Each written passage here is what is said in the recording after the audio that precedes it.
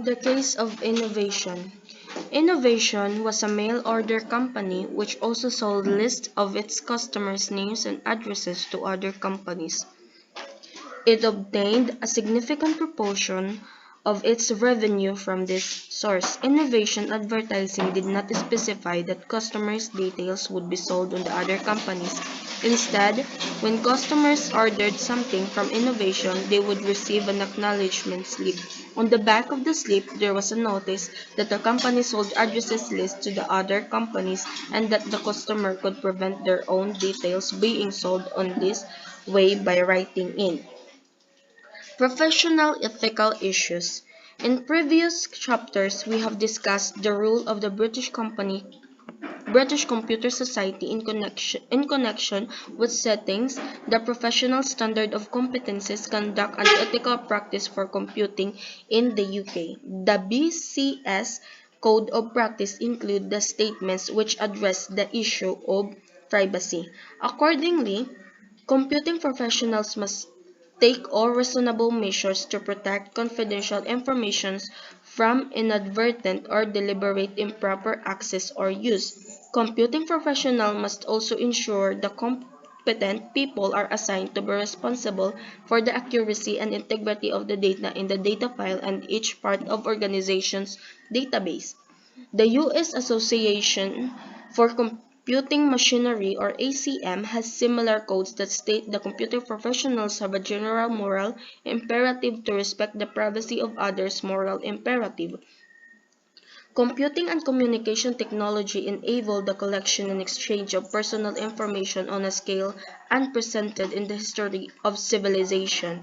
Thus, there is an increased potential for violating the privacy of individuals and groups.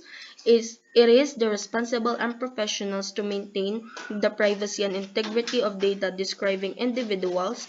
This includes taking precautions to ensure the accuracy of data as well as protecting it from unauthorized access or accidental disclosure to inappropriate individuals. Furthermore, procedure must be established to allow individuals to review their records correct and inaccuracy.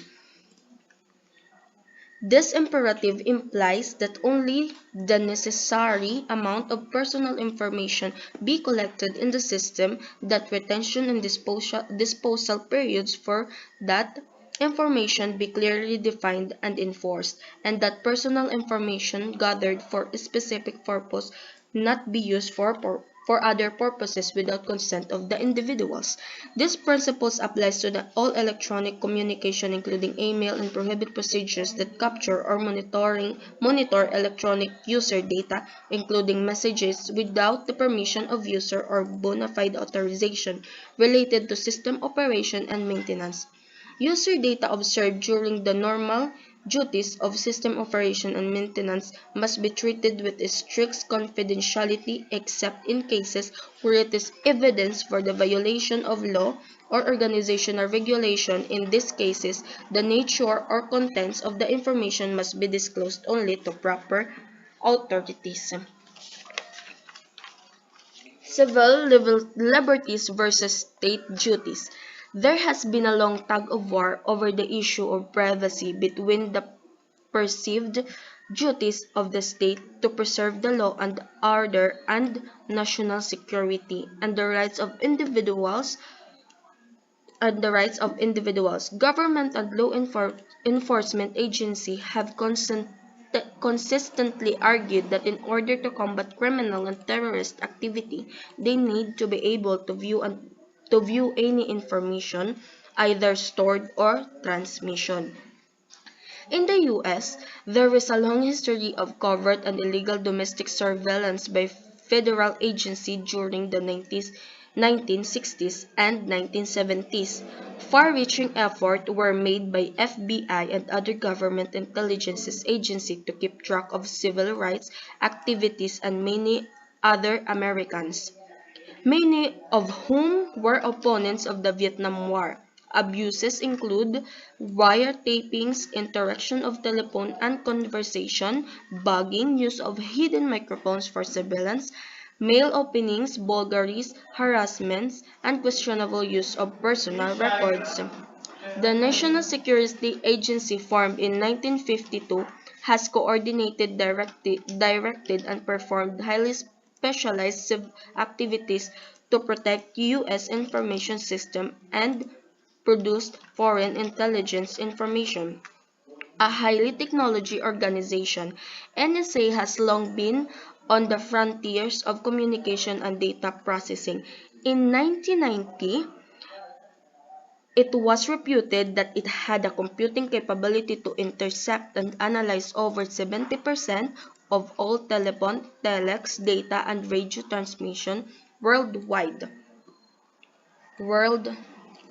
Several security and intelligence agency exist in the UK, such as M15, M16, GCHQ, and others. There is growing trend towards the consolidation and integration of different government database holding data on UK citizens. Proposal for a central national database of all UK residents and national identity card system are part of this trend. Such proposals have been taking shape for some many years, but have been accelerated by terrorist attack on the US of 11 September 2001 and increased concern about similar terrorist threats in the UK. The Home Secretary's white paper proposed the setting up of a central national database of the 67.5 million people resident in Britain, combined with a computerized national identification card system. The intention is include the identity register such as particular as individual's name, date, place, and birth, home address, national insurance and number, passport and driving license number, nationality, 6 digitized signature, employment status together with photograph and unique personal identification number. There have also been proposals in to conclude biometric information such as fingerprints and retina scan. The threat to privacy. Concern about the threats to individuals' privacy and freedom represented by growing state power are nothing new.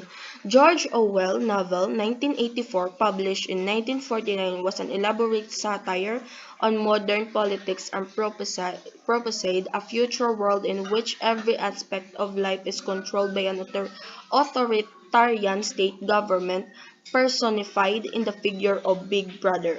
In this world, citizens are watched every minute of the day via telescreen installed in all home and public places. One of the government's slogans is Big Brother is watching you. The book hero Winston Smith tries to resist but is arrested and tortured by tough police. Orwell attempted to warn of what might happen if a strong central government was taken to its logical extreme.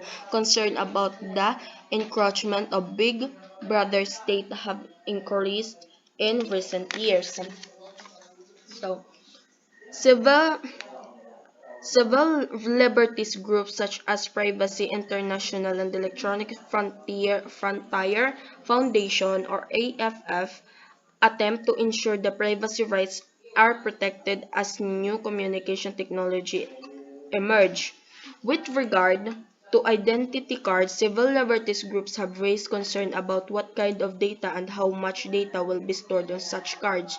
The fear is that of data crypt was what will start out as a basic identity card will end up as all-purpose database on each of us.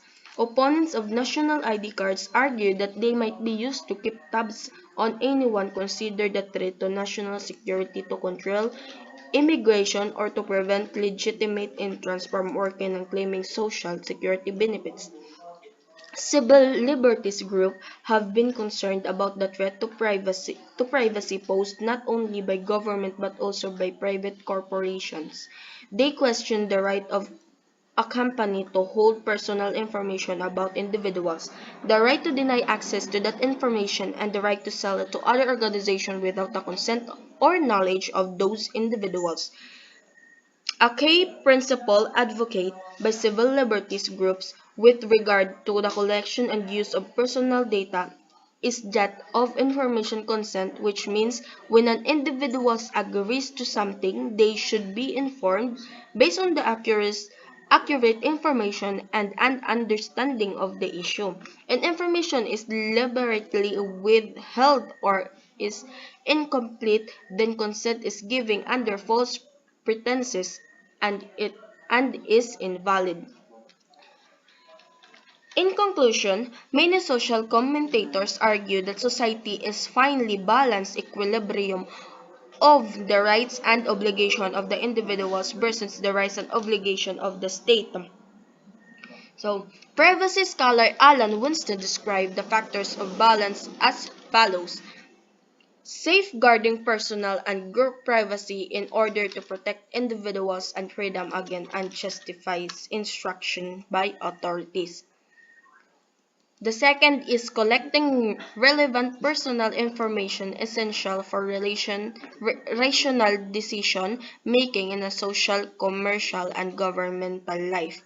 Conducting the constitutionally limited government surveillance of people and activities necessary to protect public order and safety. This chapter has explored the issue of privacy within the context of computer technology. We began by thinking about the notion of privacy, how to define it, and why we value it. We then explored the implication of computer technology for privacy, particularly for the collection, analysis, and use of personal information by different organizations and government bodies. We examined the specific computer and internet technologies that pose a threat to our privacy, including cookies, spam, and RFID. Subsequently, we looked at some of the legislation that affirms the right to privacy. In particular, we focus on the main UK legislation regarding privacy issues, the Data Protection Act. We highlighted the key principles and provisions of the Act, specifically how it covers the processing, use and misuse of personal data.